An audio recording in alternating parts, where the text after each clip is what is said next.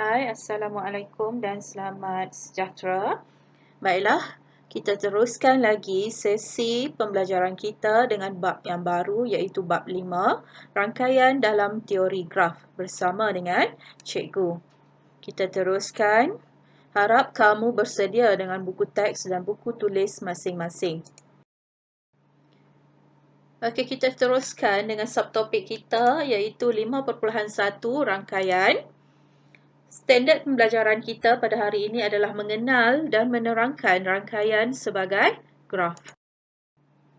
Baiklah, kita lihat apa kaitan antara rangkaian dengan graf. Sebelum tu, kita lihat dulu maksud graf dan juga rangkaian. Graf, apa yang dimaksudkan dengan graf? Graf adalah satu siri bintik. Satu siri bintik sama ada berkait ataupun tidak antara satu sama lain melalui garis. Graf adalah satu siri bintik yang berkait atau tidak melalui garis.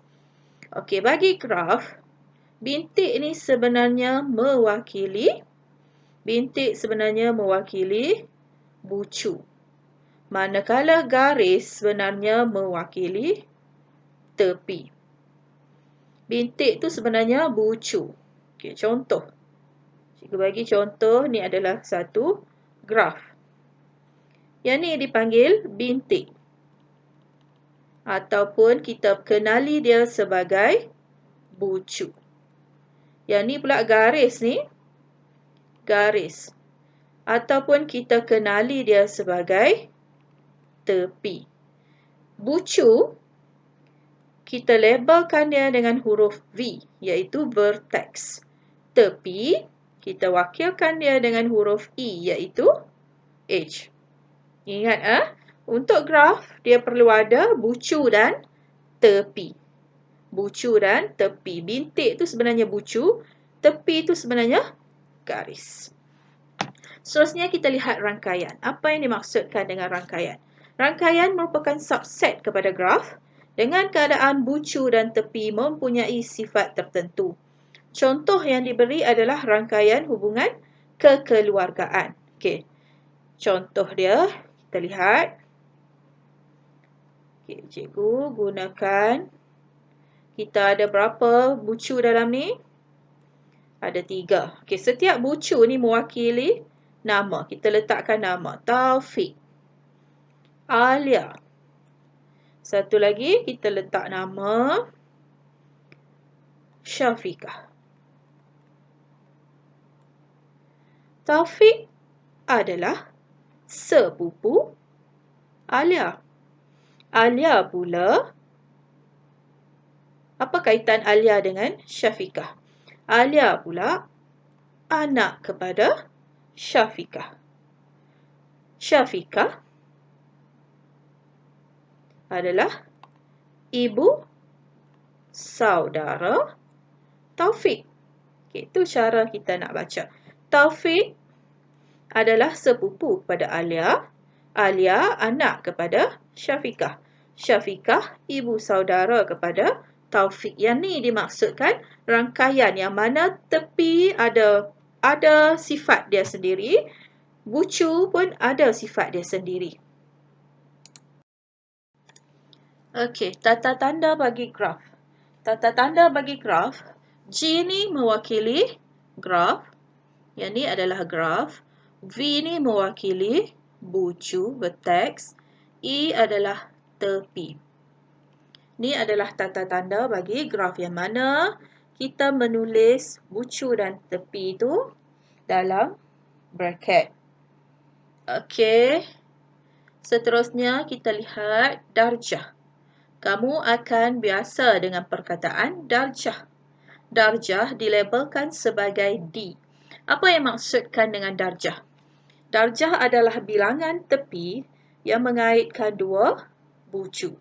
Bilangan tepi. Darjah ni adalah bilangan tepi yang mengaitkan dua bucu. Maksudnya sambungan dia, garis dia tu adalah darjah. Seterusnya, macam mana kita nak mengira darjah? Bilangan darjah, yang ni bilangan darjah, adalah sama dengan 2E. E adalah melibatkan tepi. Jadi, bilangan darjah sebenarnya adalah sama dengan 2 kali tepi. Kalau diberi tepi kepada kamu 5, jadi bilangan darjah adalah 2 darab 5. Itu cara mengira darjah. Seterusnya, apa lagi yang kamu perlu tahu adalah graf mudah. Graf mudah adalah graf yang tidak mengandungi gelung, yang tiada gelung dan tiada berbilang tepi. Gelung dengan berbilang tepi ini nanti kamu akan belajar untuk seterusnya. Slide seterusnya kamu akan jumpa gelung dan berbilang tepi. Itu adalah graf mudah. Kita lihat contoh graf mudah. Okey, ni adalah contoh graf mudah yang mana dia tiada gelung. Gelung, kamu tahu tak apa maksud gelung? Macam mana bentuk gelung? Kalau kamu biasa main, dia ada gelung rotan. Gelung mesti berbentuk bulatan. Itu gelung. Kalau berbilang tepi ni maksudnya dua bucu, dia berkongsi 2 tepi. Itu adalah berbilang tepi. So, lihat contoh. Ni adalah satu graf mudah. Ni adalah satu graf mudah. Kita lihat. Apakah V bagi graf mudah ini? V adalah setiap bucu ni. V adalah bucu. Jadi apa nama bucu-bucu ni kelas? 1, 2, 3, 4, 5, 6. Itu adalah V. Vertex bucu dia. E. Apa tepi dalam ni kelas? Macam mana kita nak menulis tepi? Okay, sebelum tu, berapa bilangan V kita? Bilangan V kita adalah 6. Bilangan bucu kita adalah 6. E, tepi. Macam mana kita nak melihat tepi? Tepi. 1 kepada 2. 1, 2.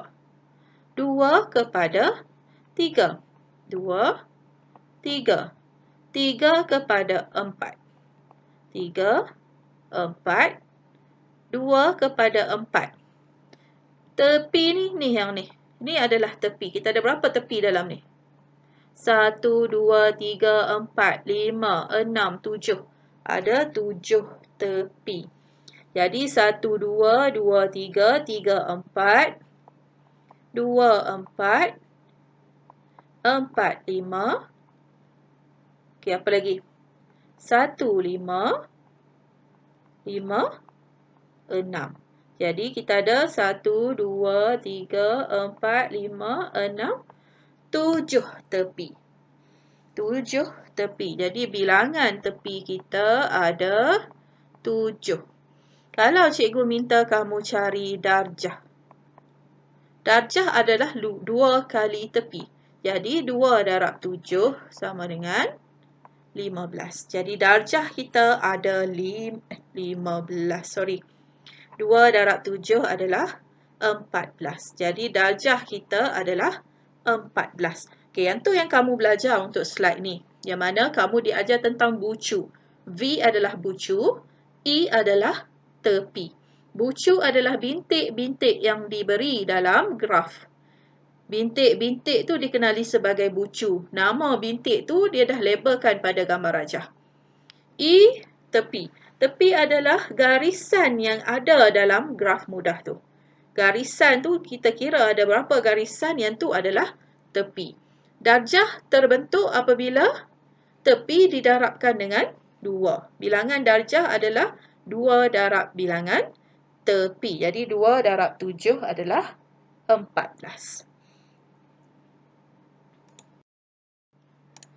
Okey, cikgu nak ajar kamu bagaimana mengira darjah. Mengira darjah. Yang ni kamu tahu kan? Darjah dilabel dengan huruf D. Mengira dia senang, kita akan darabkan 2 darab dengan bilangan tepi. Bilangan tepi tadi kita dah kira iaitu 7. Jadi bilangan darjah adalah 14. Bagaimana kita kenal pasti darjah? Okey, cuba tengok yang ni. Darjah untuk bucu 1. Tengok bucu 1. Ada berapa tepi yang keluar daripada bucu 1? Ada 2. Jadi, darjah bagi bucu 1 adalah 2. Darjah bagi bucu 2. Darjah bagi bucu 2, ada berapa tepi yang keluar daripada dia? Ada 3. Tu maksud darjah. Bagaimana kita mengenal pasti darjah daripada gambar? Okey, bagi bucu ketiga. Bucu ketiga ada berapa tepi yang keluar daripada nombor 3 tu? Ada 2. Bucu yang keempat ada 1, 2, 3. Bucu kelima. Bucu 5, 1, 2, 3. Dan bucu keenam. Bucu keenam ada 1. Jadi, bila kamu tambahkan semua ni, dapat tak 14? 2 tambah 3, 5, 6, 7. 7 tambah 3, 10. 10 tambah 3, 13 tambah 1.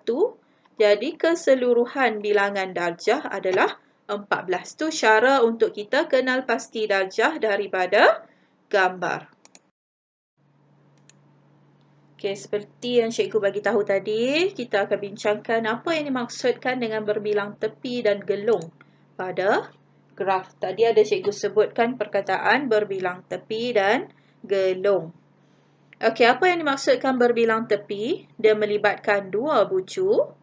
Kaitan antara dua bucu tersebut dinyatakan melalui lebih daripada satu tepi. Bilangan darjah ialah 2 kali bilangan tepi. Bilangan darjah ialah 2 kali bilangan tepi. Apa yang maksudkan berbilang tepi? Yang ni cikgu maksudkan berbilang tepi. Pada dua bucu, ada dua bucu, dia dihubungkan, dua bucu ni dihubungkan melalui lebih daripada satu tepi. Lebih daripada satu tepi. Dua bucu dihubungkan lebih daripada satu tepi. Yang ni yang dipanggil berbilang tepi. Boleh faham, kelas? Okey, seterusnya apa yang dimaksudkan dengan gelung? Gelung melibatkan satu bucu, tepi berbentuk lengkung atau bulatan yang berbalik kepada bucu asal. Bilangan darjah setiap gelung ialah 2. Bilangan darjah setiap gelung ialah 2. Kalau berbilang tepi tadi, bilangan darjah bagi 2 kali ialah 2 kali bilangan tepi. Bilangan darjah adalah 2 kali bilangan tepi.